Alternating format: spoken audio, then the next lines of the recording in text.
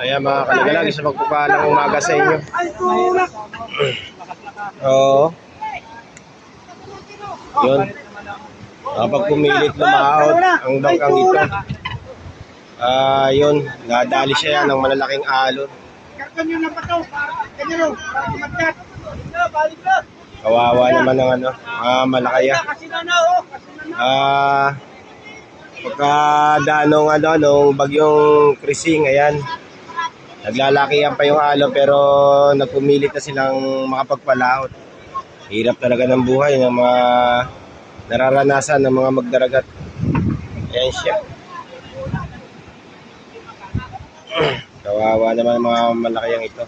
Pati ang kanilang mga lambat, ayan. Nasira ng lahat.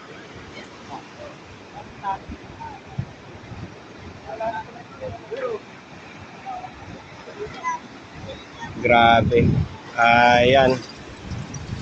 Kami mga kalagalag, hindi pa kami makapagpalaot gawa ng sobrang lalaki pa ng mga alon dito sa lugar namin. Ito. May laman lang sa sikmura ng ng pamilya. Ayan siya. Tawagan mo si Manaw. Si Manaw.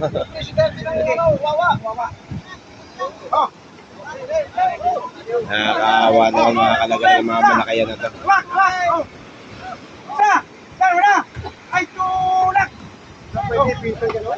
Nabasag yung kanyang parka. Ay yung pinakatabing niya sa ayan. Saka nagkabali-bali yung kanilang katig.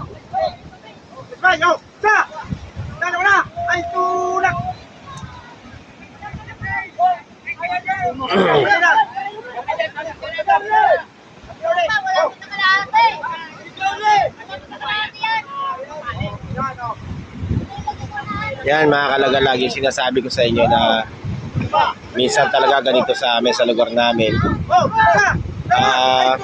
Talagang naglalaki ang mahigang mga alon dito. Kaya yung mga malakayan na minsan talaga yung hirap na talaga na nararanasan ng buhay o yung talagang nagpupumilit silang makapagpalaot. Kaya minsan talaga nagkakaroon ng disgrasya na katulad nito.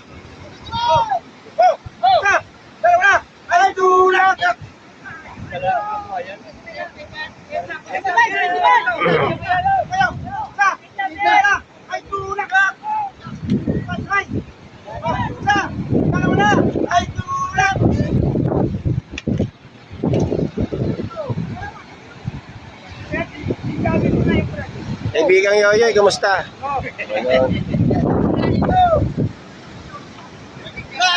Talaga nagtutulong-tulong yung mga tao na may sampay yung yung pamalakayan na to.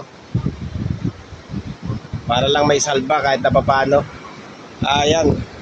Yung kaprasong parka na nawala dyan mga kalagalaga, matatagpian pa yan. Pero malaking kasos na may may-ari ito.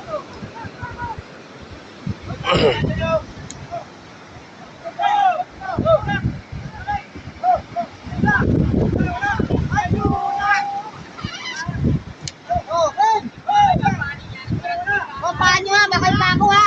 Oh!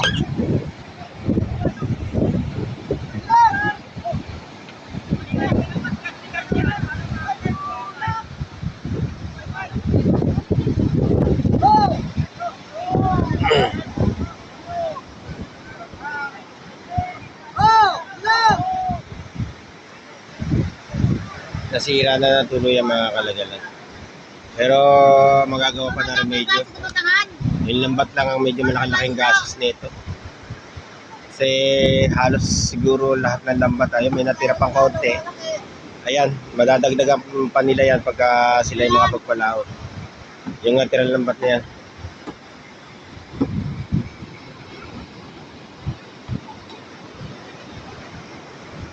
Isa na naman mga kaibigan natin mga malakayang na disgrasya.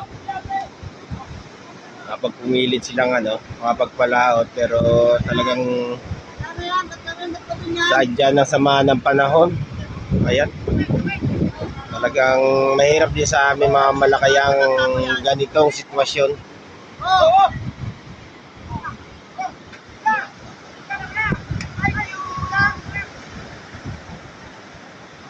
Ano? Sino na papaling?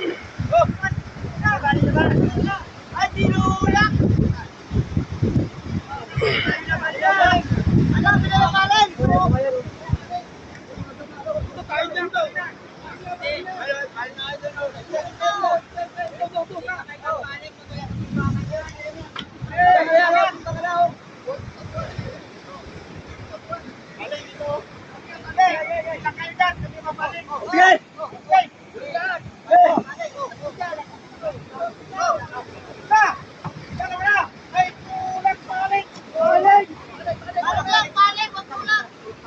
Ano to, nagpumilit lumawat sila? Ay, tulak balik!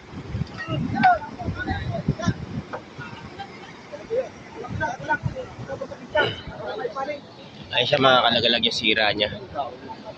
Yan. Nasipak yung ano, pinakaparka. Triply to, no? Reply? Triply. Algariano, pulo-pulo 40. 40 panyo. Ayun. Nasa 40 panyo tong karga nito mga kalagalag. Ang lambat. Siguro mga natira nito, konti na lang. Ha? Yan? Ayun nga, no? Ayun, may isa pang bangkang na disgrasya. Ayan, no? Kung nakikita nyo mga kalagalag. Ayun, lumulutang na yan. Bangka pa rin yan. Ayan siya, oh. Ayun. Lumulutang pa yung pinakabawal ng bangka.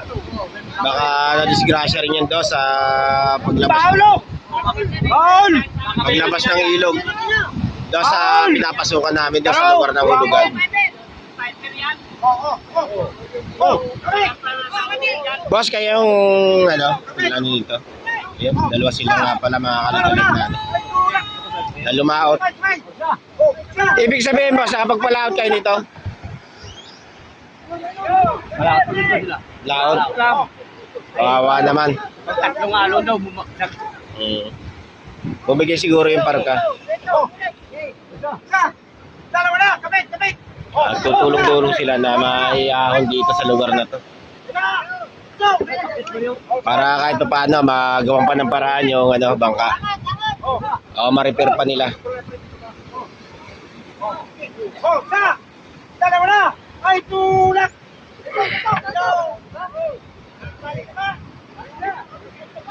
Medyo maluwag-luwag pa yung pagbabara nila ng bangka rito sa lugar na to. Huwag na dito, buhat! Ito nga pala yung tinatawag na no, Dreamland.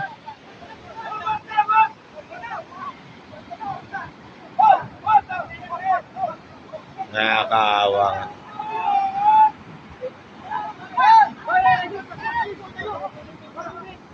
Pero kung nakikita nyo mga kalaglag, mayroon pang isang bangkang naano doon.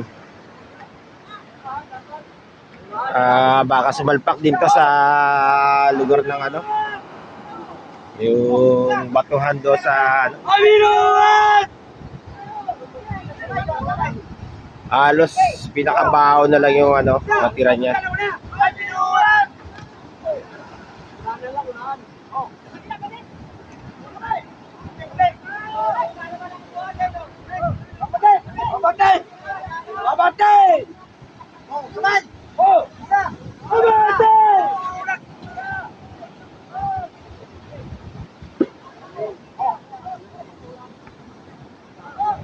Ano, Ampon, kumusta?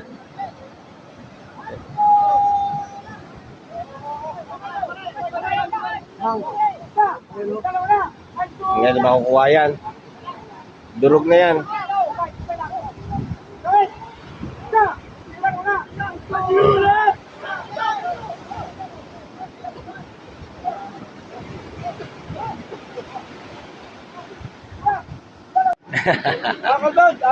Ayun. Si boss. Siya nga pala mga kalagalagay na. Naiahon na rito sa ano, sa itaas to ano, bangka na to.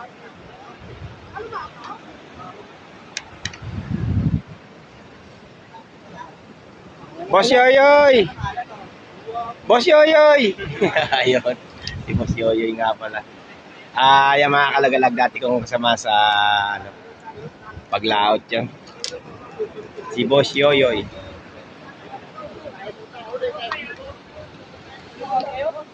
Buti naman naiahon na kasi kung hindi maiahon ito mga kalagalag, tuluyan siyang dudurugin ng malalaking alon na yan. Yan, naglalaki ang alon yan dito sa lugar namin. Yes, yan. Kailan sila isang araw na lang daw? Ha? Isang araw na lang lampas na sila. Hindi kinaya kasi masyadong mababa yung Sila parpet. ano bumagsak. Oo, ako yan. Ayan mga kalagalag, pauwi na rin kami. Niyakit na rin yung bangka. Saka maayos na yung kanyang lagay. Maraming salamat sa mga tumulong nga pala sa ano. Hindi naman. Hanggang ba yung may-ari, yung gastusin na lang. Kung gaano kalaki ang gagastusin yan. Ayan, hanggang sa muli. Agad dito na lang. Paalam na.